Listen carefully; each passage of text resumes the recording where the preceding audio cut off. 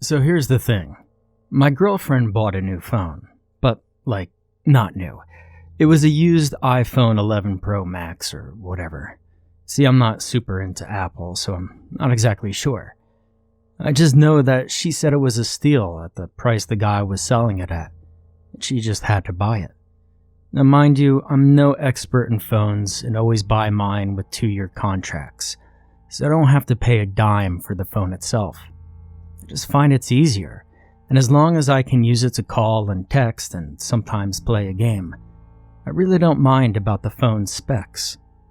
But she's been sold to Apple for a while, and I say as long as it makes her happy, then I have nothing to complain about. Except for this time. Would it be weird if I said I don't trust that phone?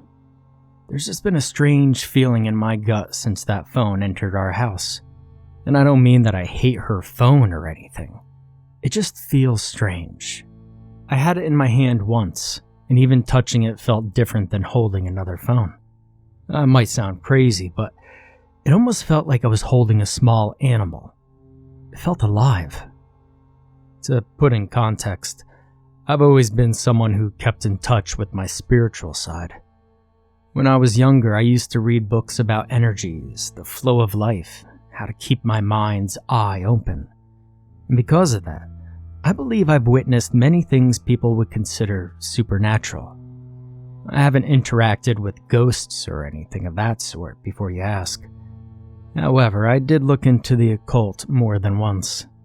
I don't see things in the way you would expect a medium to, but I do feel something sometimes. I could tell if someone's an old soul by touching them. I can feel particular emotions as I touch an object. That is, if that object had strong sentimental value for someone, or if negative emotions are left behind with it. I mean, I guess you could call me an empath, but you see, I'm not sure if that's the right word for it. In any case, this phone had a presence. It wasn't exactly hostile or malicious, but I couldn't describe how I felt in any positive light. I gave it back to her quickly and mentioned that she should probably resell it. I even offered to help her buy a new one, brand new, that is if she wanted, but she refused. She said that this one worked perfectly and saw no reason to throw money out the window. She's also always been a little doubtful about my skills, but has never mocked me for them. She doesn't understand these powers, or maybe I should say intuition, but she doesn't deny their existence. It's just not something she wants anything to do with. So, telling her I felt something would have most likely ended in a discussion neither of us wanted. I decided to let her keep the phone despite my unease. It wasn't my decision to make. So a few days later, it started. I went to sleep around 11 o'clock, and so did my girlfriend. At about 3 in the morning, my phone started ringing.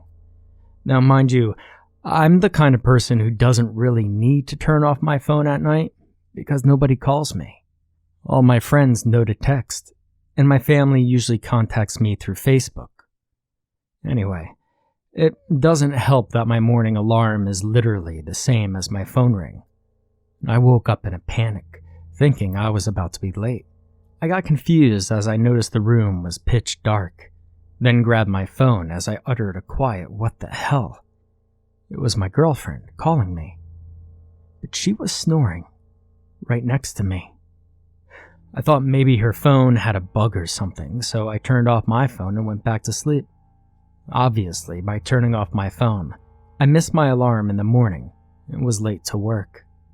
My girlfriend works from home, and she usually wakes up around 9 or 10, which is way past the time I should be awake. When she woke up and noticed I was still sleeping, she woke me up. The damage was already done. Fortunately, I have a perfect record at work and just explained to my boss real quick what happened, and she laughed it off. The uneasy feeling grew inside of me though, but I shoved it to the back of my mind since I needed to focus on what I was doing. When I got home, I decided to talk to my girlfriend about her phone. She said she didn't know how it happened, and when we checked her call history, there was no call in the middle of the night. I told her I didn't imagine it, pulled out my own phone history, and it didn't appear either. It was like the call had never happened. Maybe I dreamed it after all. And that's what I tried to convince myself, at least. I must have imagined that call, then turned off my phone in sort of a lucid dreaming, semi-awake phase, and ruined my own morning. I might have done it subconsciously because I felt terrible about her phone and needed an excuse to get it out of the house. I mean, logically, this explanation made sense. Emotionally, it didn't make me feel any better knowing that my subconscious tried to get that phone out of the house.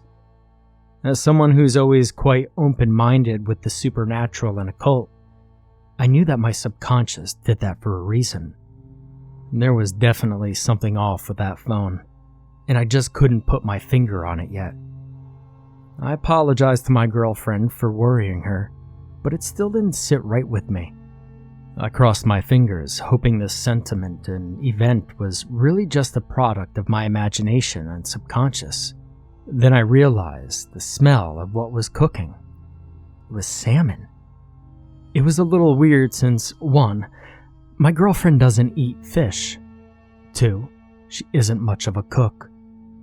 And 3, well, there's no point 3, but my first 2 points are valid enough to make me worry. I asked her if she was okay, and she said she wanted to try something different tonight. I asked her why salmon. She shrugged, mentioned it was on sale at the grocery store, and that the piece looked good. Oh, yeah, and also that she knew I loved it and wanted to have a good dinner after a horrible day. Now, my heart swelled a little at that, quickly pushed all of the worries I had out of my head.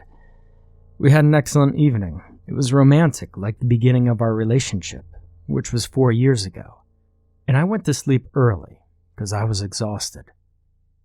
And then, my phone rang again, about 3 a.m. I woke up again in a panic, yet thinking I would be late for work. My girlfriend was calling me again. I turned around, and she was sleeping soundly. This time, though, I didn't want it to just be me. I wanted her to believe me, so I tried to wake her up. The moment she groaned and willed herself awake, the ringing stopped. I asked her if she had heard my phone ring. She tiredly said no, then closed her eyes again. I shook her lightly. She sat up, frustrated. We checked our phones, and again there was nothing. She suggested that maybe my phone was having a problem since there wasn't a problem with hers. I would have answered that it seemed convenient how my phone started to go wrong the day she got her new phone. But it was 3 a.m, and we both needed sleep. Now was not the best time to get in an argument about whose phone was broken. So I put my alarm on and went back to sleep. I was not late for work the next day, but to say that I was exhausted is an understatement. Once I'm awake, it's tough for me to fall asleep again, so I mostly tossed and turned from 3 to 7, until I had to wake up and go to work. Caffeine became my best friend, and I started searching for answers on Google. Random phone calls at 3 a.m. are not a common bug for iPhones, and the only responses I got were from weird subreddits who basically told me nothing. So after work, I decided to bring my phone in for a checkup, and the guy had some time, so we did it quickly. There was nothing wrong with my phone, apparently. Couldn't even find a single issue with it, he said. I went back home feeling irritated because of my lack of sleep.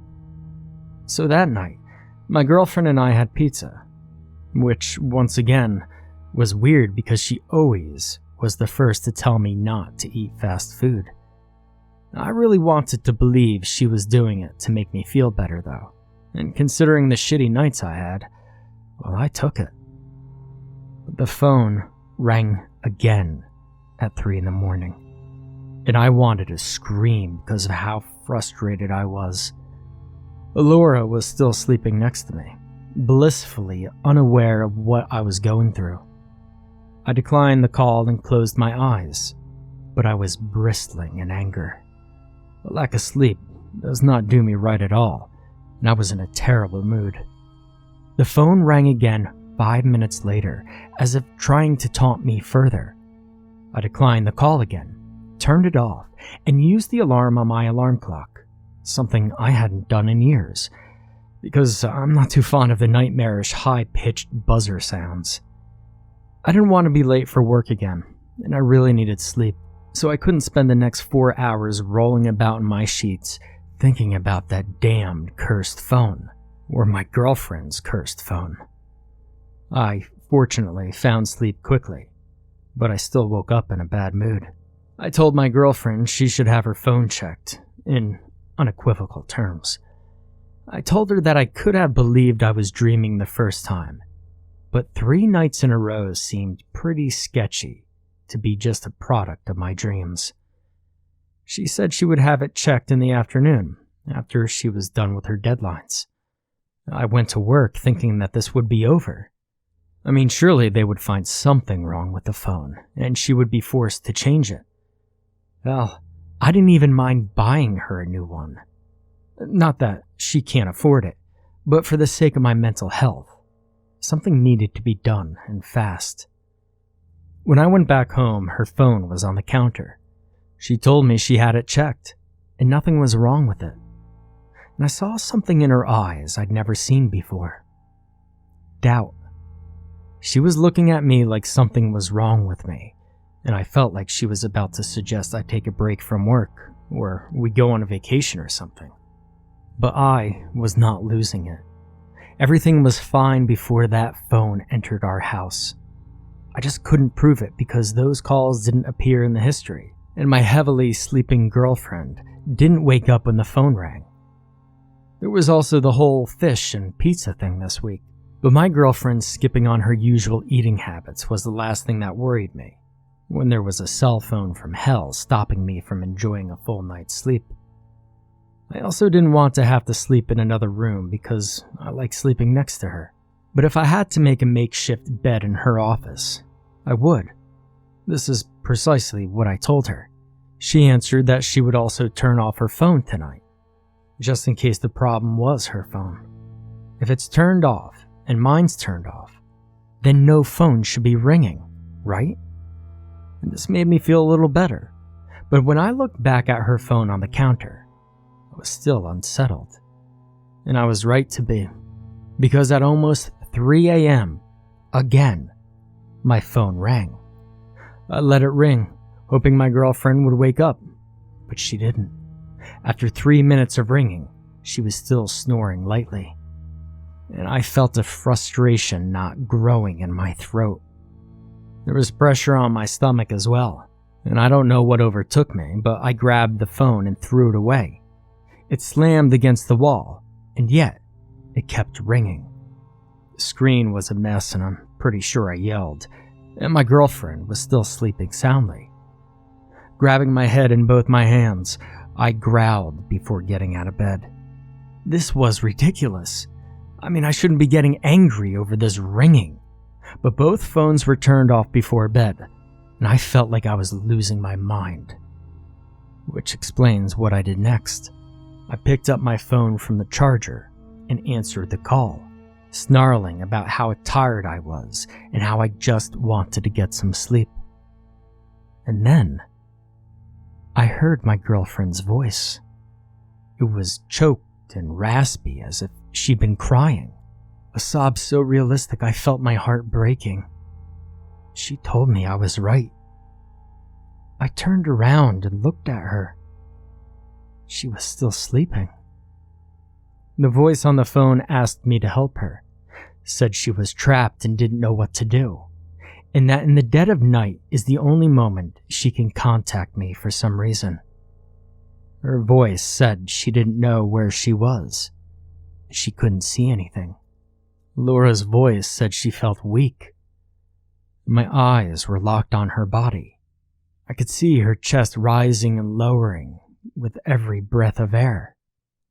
The voice asked if I was still on the line, and I think I said, okay. I'm not sure. One thing I know is that I've never felt so awake in my life.